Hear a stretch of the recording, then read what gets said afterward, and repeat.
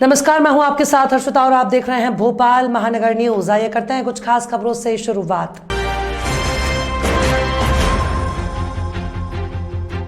पवन पुत्र हनुमान के नाम पर चमत्कार दिखाकर प्रसिद्ध हुए कथावाचक पंडित धीरेन्द्र कृष्ण शास्त्री भगवान सहस्त्रबाहु अनुचित टिप्पणी करके मुसीबत में फंस गए हैं। हनुमान जी का परम भक्त होने का दावा करने वाले बागेश्वर धाम के मुखिया के खिलाफ भगवान राजराजेश्वर सहस्त्रबाहु को आराध्य देव मानने वाले करचुरी समाज ने सीहोर के बाद आज भोपाल में पुलिस कमिश्नर कार्यालय के बाहर कथावाचक के पोस्टर जलाए और उस पर आपराधिक मामला दर्ज करने की मांग की।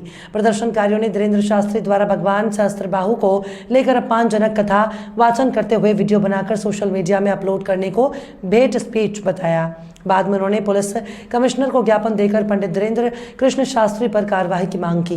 प्रदर्शन है, आपने सुना होगा एक धीरेन्द्र के शास्त्री नाम के एक संत मध्य प्रदेश में पाए जाते हैं, जिनको ना तो शास्त्रों का ज्ञान है और ना वो ही शास्त्रों का अध्ययन करते हैं, लेकिन वो अपने आप को एक तरह से शास्त्री कहते हैं और बड़ा पंडित मानते हैं। मैं समझता हूँ वो पढ़े लिखे समझदार व्यक्ति नहीं है। वो अनर्गल बातें करते हुए समाज में द्वेष फैलाने की काम कर रहे हैं। वो कहते हैं मैं हिंदुओं को जोड़ना चाहता हूँ, सनातनी हूँ, लेकिन वो हिंदुओं में दुर्भावना पैदा कर हिंदुओं को मतलब बांटने का काम कर रहे हैं।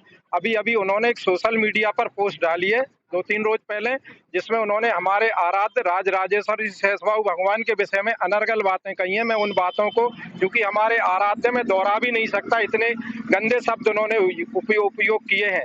मैं पूरे मन से और पूरे समाज की ओर से उनके द्वारा दिए गए इस बयान की भर्त्सना करता हूं, निंदा करता हूं और मैं माननीय पुलिस आयुक्त महोदय से निवेदन करना चाहता हूं कि धीरेन्द्र के शास्त्री के खिलाफ कठोर से कठोर कार्रवाई कर उनको जेल भेजा जावे। उनको जिन धाराएं जो उनके ऊपर अपेक्षित है, कल ही आपने देखा होगा सुप्रीम कोर्ट का एक निर्णय दिया है कि जो भी हेट स्पीच देगा हिंदुस्तान का कोई भी व्यक्ति, चाहे वो कितना ही बड़ा शास्त्री हो, नेता हो या कोई विद्वान हो, कोई भी यदि हेट स्पीच देगा उसके खिलाफ पुलिस स्वतः संज्ञान लेकर के कार्रवाई करेगी।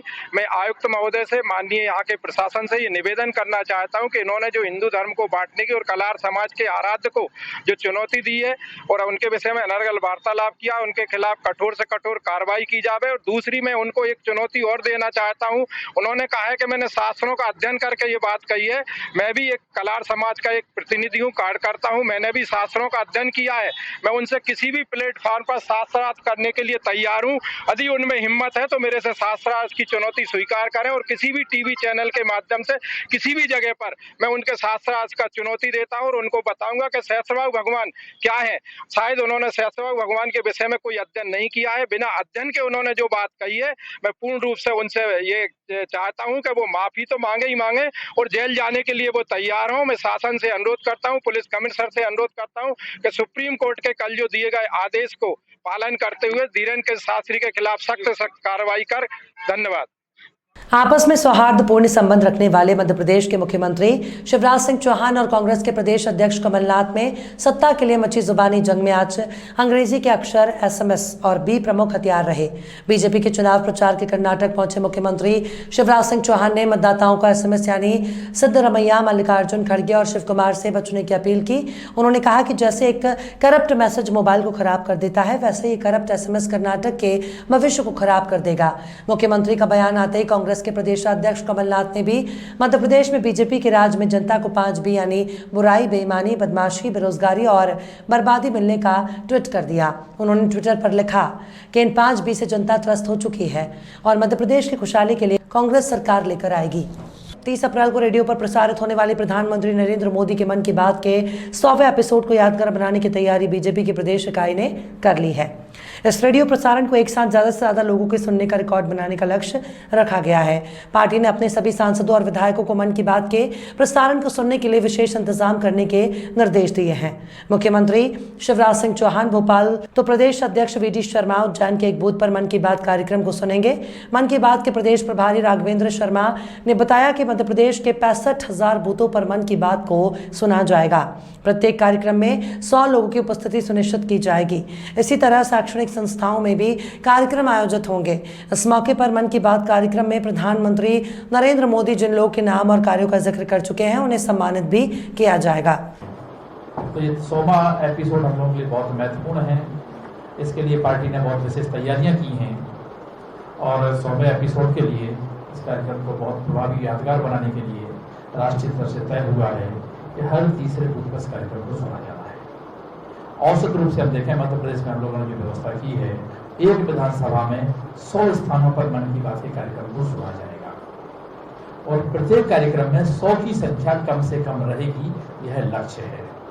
और इस कार्यक्रम में केवल पार्टी के कार्यकर्ता ही नहीं, समाज के प्रतिष्ठित लोग, खिलाड़ी हैं, आर्टिस्ट हैं, समाज सेवी हैं, विभिन्न समाजों के प्रमुख हैं जो अध्यक्ष हों, चाहे किसी समाज के ऐसे प्रभावी लोग हैं जो लोग समाज में अपने विशेष स्थान रखते हैं, उन सभी महानुभावों को इस कार्यक्रम में, प्रत्येक कार्यक्रम में विशेष रूप से आमंत्रित किया जा रहा है।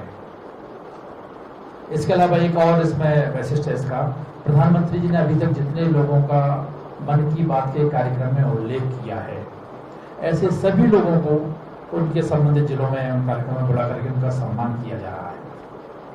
अन्न जो मोटा अनाज प्रधानमंत्री। मध्य प्रदेश विधानसभा में विपक्ष के नेता डॉक्टर गोविंद सिंह बीजेपी पर अपने स्वास्थ्य को लेकर अफवाहें फैलाने का आरोप लगाया है। उन्होंने कहा कि थकान के चलते डॉक्टर ने उन्हें 1 सप्ताह तक आराम की सलाह दी थी, जिसके कारण उन्होंने 3 दिन मोबाइल पर किसी से बात नहीं की। उन्होंने कहा कि इससे बीजेपी और उसके विरोधियों को मौका मिल गया और उन्होंने अटैक पड़ने की अफवाह फैला दी। नहीं ऊपर हल्की आवाज की लेकर मैं कर रहा हूं, मैं आईडी नहीं लगा रहा। ये सच्चाई है। 5-6 दिन नहीं, लगातार 20-22 दिन से मैं दौरा कर रहा था। पूरी रात को ठीक नहीं पाया, इसलिए थकान महसूस हुई। मैंने आगे दवाइयों के उन्होंने कहा कि नींद न आने से आपके शरीर में पूरे स्टेंट है, आपको लापरवाही नहीं बरतनी चाहिए और आपको करीब 1 सप्ताह तक टोटली रेस्ट देना चाहिए। तो जीवन में पहली बार लगातार 3 दिन हम लोग कम हो रखा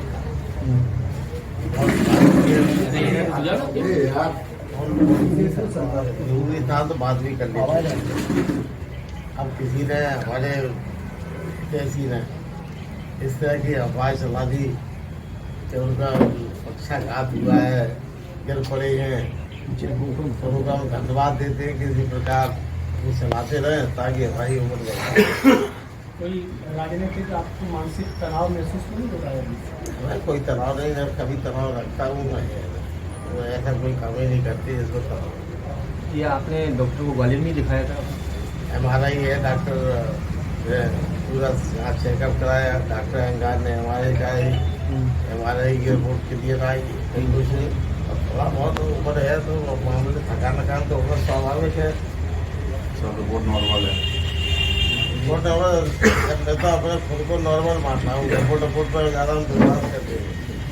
कांग्रेस के विधायक कुणाल चौधरी ने ओलावृष्टि में किसानों की खराब हुई फसलों पर राहत राशि को लेकर सरकार पर गंभीर आरोप लगाए हैं। प्रदेश कांग्रेस कार्यालय में आयोजित इस प्रेस कॉन्फ्रेंस में कुणाल ने कहा कि ओलावृष्टि में खराब हुई फसलों का अब तक सर्वे नहीं हुआ, न ही पर्याप्त राहत राशि किसानों को दी गई है। बीजेपी झूठ और फरेब की राजनीति कर रही है। किसानों को मुआवजे के नाम पर मात्र 160 करोड़ रुपए दिए गए, वहीं बीमा कंपनियों को फायदा पहुंचाया जा रहा है। उन्होंने कहा कि किसानों की फसलें खराब बता मंडियों में MSP से नीचे खरीदी हुई। बीजेपी सरकार ने किसानों को डिफॉल्टर बनाया। कमलनाथ सरकार में किसानों की कर्ज माफी हुई थी। सोसाइटी किसानों से कर्ज का ब्याज वसूल रही है।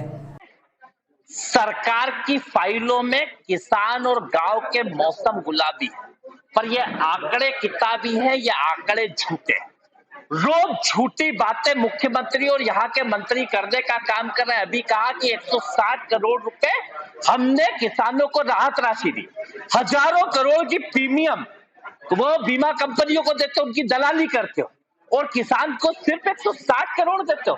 मैं चुनौती देता हूं कि जो पहले दिन होली के दिन में बैठा था, उन किसान खेतों पे आज तक कोई सर्वे नहीं हुआ, आज तक कोई किसान के खाते में राहत राशि नहीं आई। किसान को डिफॉल्टर बनाने का काम भारतीय जनता पार्टी की सरकार कर रही है। सोसाइटियों में गेहूं बेचे हुए आज तक पैसे नहीं आए और आज सोसाइटियां भरने की आखिरी तारीख है। तो जब सरकार ने हमारा गेहूं ले लिया, सरकार पैसे नहीं दे रही, फिर किसानों को डिफॉल्टर कैसे घोषित करने का काम कर रही है। खबरों में फिलहाल इतना ही। और भी खबरों के अपडेट्स के लिए आप देखते रहिए भोपाल महानगर न्यूज।